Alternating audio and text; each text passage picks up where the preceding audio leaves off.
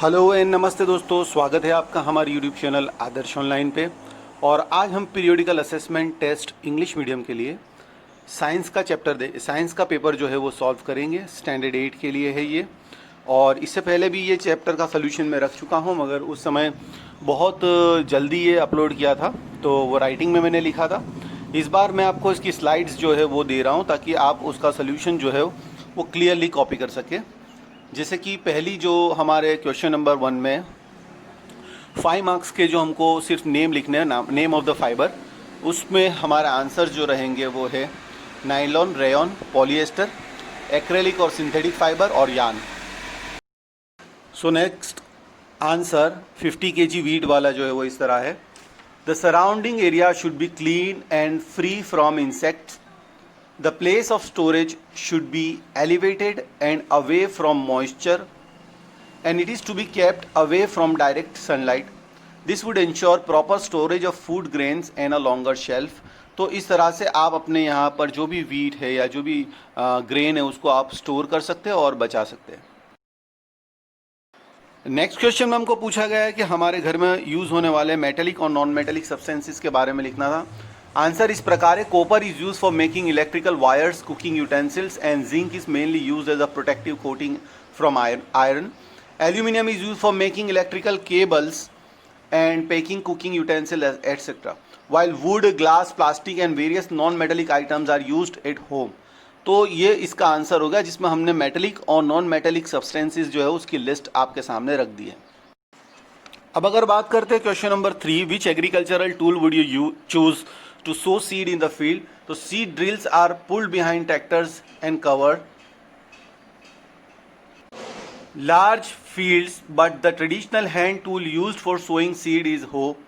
A hoe is a flat metal blade at the end of a wooden pole that a farmer can use to till the soil and then distribute the soil cover the seeds after sowing. यानी ये seed drills जो है वो जो बुआई है वो करने में काम लगता है, यानी बीज को जो ज़मीन के अंदर डालते हैं उसके लिए ये टूल्स जो है वो काम लगते हैं। आंसर नंबर 3 का फर्स्ट है explain the process of harvesting. तो डिफाइन करेंगे harvesting is the process of gathering a ripe crop from the field.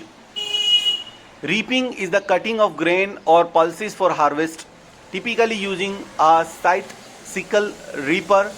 And the term harvesting in a general usage में include immediate post harvest handling including cleaning, sorting and packing of cooling. Next question में हमको पूछा when you add water to sulphur dioxide and put a blue litmus paper in it, why does it turn red. तो इसका answer हम लिखेंगे because it is acidic solution, और acidic solution turns blue litmus paper into red. ये आपको याद रखना है कि वो रेड इसलिए हो जाएगा क्योंकि वो एसिडिक सोल्यूशन है. तो अभी भी अगर आपने हमारी चैनल को सब्सक्राइब नहीं किया है तो प्लीज़ सब्सक्राइब कर दे और बेल आइकन को क्लिक करें ताकि आपको वीडियोज़ की नोटिफिकेशन मिल सके. इसे ज़्यादा से ज़्यादा शेयर करें और लाइक करें. और ये आंसर ज़्यादातर बच्चों को बहुत ज़्यादा परेशान कर रहा था. इसका आंसर कुछ इस प्रकार है. The reaction of sulphuric acid and magnesium metal is as follows. MgH2SO4 process होकर MgSO4 और H2 रिलीज होगा, यानी हाइड्रोजन गैस इसमें रिलीज होगा. Hydrogen gas is evolve from the test tube in this reaction. When we bring the candle near the mouth of test tube, this hydrogen gas burns explosively in a presence of air and pop sound. Explode हो जाएगा वो. Question number 4 के लिए why do the colour and solution of copper sulphate वाले में हम लिखेंगे chemical reaction of iron nail with copper sulphate solution in water. Iron displaces copper ions from the aqueous solution of copper sulphate and thus iron is more reactive than copper. और जो nail है वो उसका colour जो change हो जाएगा. इस प्रकार आप इसका आंसर लिख सकते हो और उसके वेटेज के हिसाब से ये कंप्लीट आंसर है. तो अब आगे बढ़ते हैं हम क्वेश्चन नंबर 4 की ओर. इस क्वेश्चन में हमको पूछा है why infants and kids are vaccinated. Vaccines help protect infants and children and teens from serious diseases.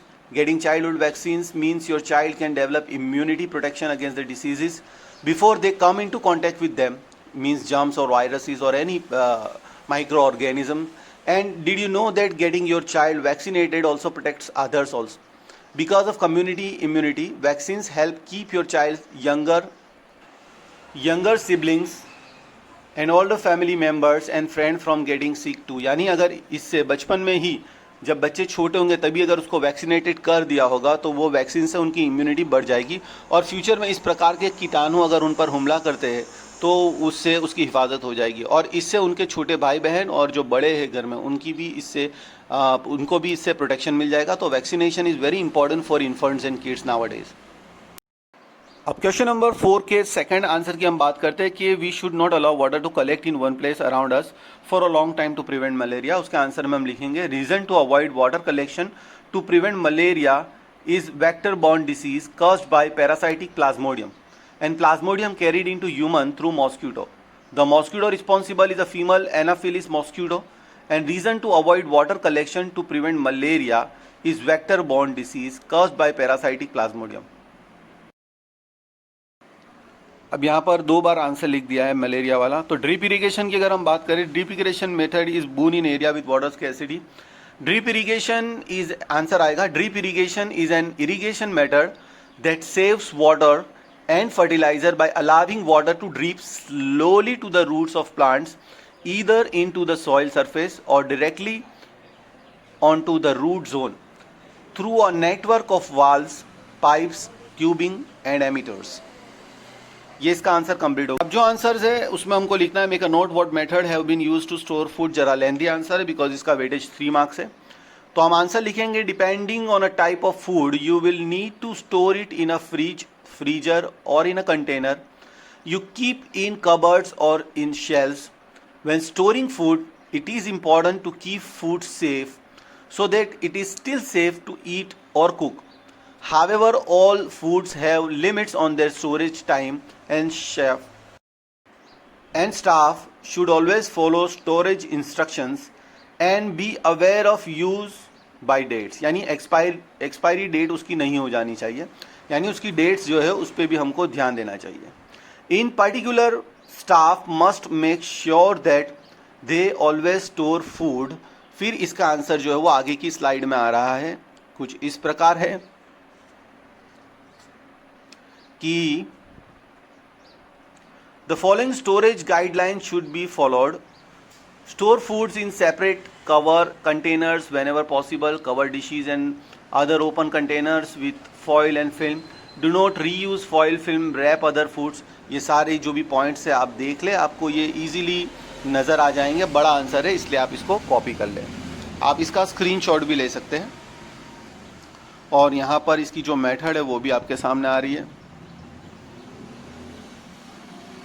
ये कुछ इस प्रकार है।